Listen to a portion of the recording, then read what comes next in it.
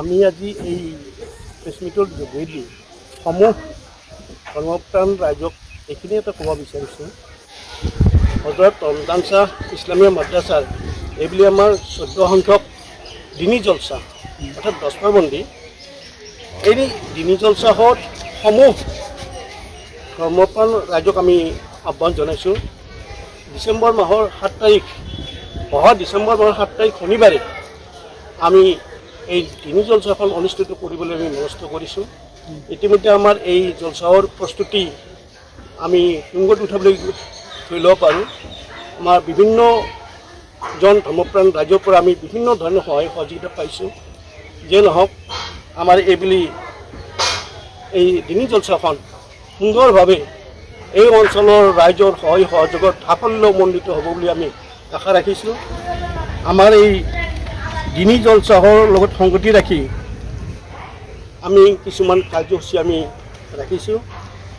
আমাৰ ৰাতিপুৱা পতাকা উত্তোলন কৰা হ'ব, তাৰপিছত আমি গছপুলি ৰোপণ কৰা হ'ব, তাৰপিছত এটা আলোচনা চক্ৰ হ'ব। এই আলোচনা চক্ৰত সভাপতি হিচাপে থাকিব বহনগুৰি গাঁও উন্নয়ন কমিটিৰ সন্মানীয় সভাপতি মাননীয় শামছুদ্দিন আহমেদ ডাঙৰীয়াই। তাত আমি কিছু ব্যক্তি আমন্ত্ৰণ কৰিছোঁ। এই আলোচনা চক্ৰৰ বিষয় হিচাপে আছে ইছলাম ধৰ্মত মাদ্ৰাছা শিক্ষাৰ প্ৰয়োজনীয়তা।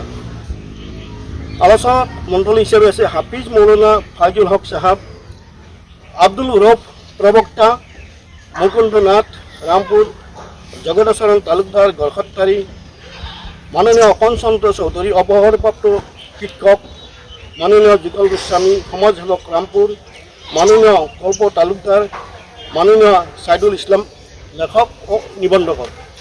আৰু মুকলি সভাত আমি আনিছোঁ সভাপতি হিচাপে মাননীয় হজৰত মৌলানা ফাইজুল হক আহমদী সাহাব মুহতামিম টিংৰাই চাৰিআলি মাদ্ৰাছা ডিব্ৰুগড়। মুখ্য অতিথি হিচাপে আমি আমন্ত্ৰণ কৰিছোঁ আমাৰ এজন বিশেষ ধৰ্মপৰায়ণ ব্যক্তি, তেখেত হ'ল মাননীয় আলহাজ হজৰত মুফতি আদিব মুফাছিৰ আব্দুল ৰাজাক সাহাব ওস্তাদ দাৰুল উলুম দেওবন্দ মাদ্ৰাছা উত্তৰ প্ৰদেশ।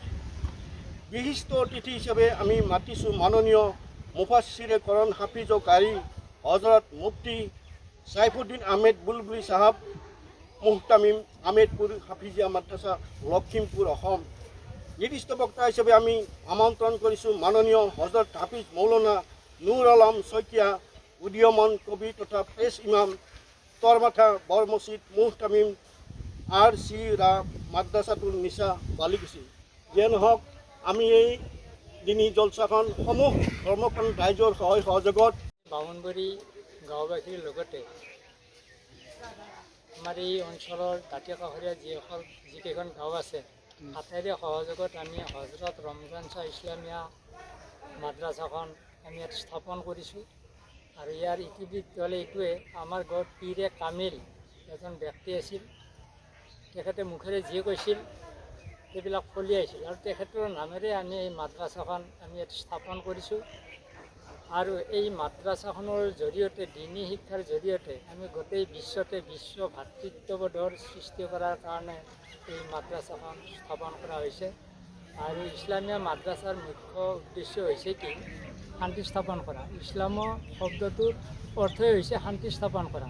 গতিকে এই মাদ্ৰাছাৰ জৰিয়তে আমি ৰাজনৈতিক যিটো সংকীৰ্ণতা তাৰ পৰা আঁতৰি আহি গোটেই বিশ্বতে বিশ্ব শান্তি স্থাপন কৰাৰ কাৰণে আমি চেষ্টা কৰি আছোঁ। আৰু আমাৰ ইয়াত সহযোগ আছে এই অঞ্চলৰ ৰাইজৰ লগতে আমাৰ দাঁতি কাষৰীয়া বৰপেটা জিলা আৰু আমাৰ কামৰূপ জিলা, এই গোটেইবিলাক মানুহৰ আমি সুন্দৰ এটা সহায় সহযোগিতা পাই আহিছোঁ। আৰু তেখেতসকলৰ প্ৰচেষ্টাতেই আমি আগবাঢ়ি গৈ আছোঁ। আমি আশা ৰাখিছোঁ পৰৱৰ্তী সময়ত আমি গোটেই অসমখনকে সামৰি এই জলছাখন অনুষ্ঠিত কৰিম। আৰু এই জলছাৰ মই সৰ্বাংগীন উন্নতি কামনা কৰিছোঁ।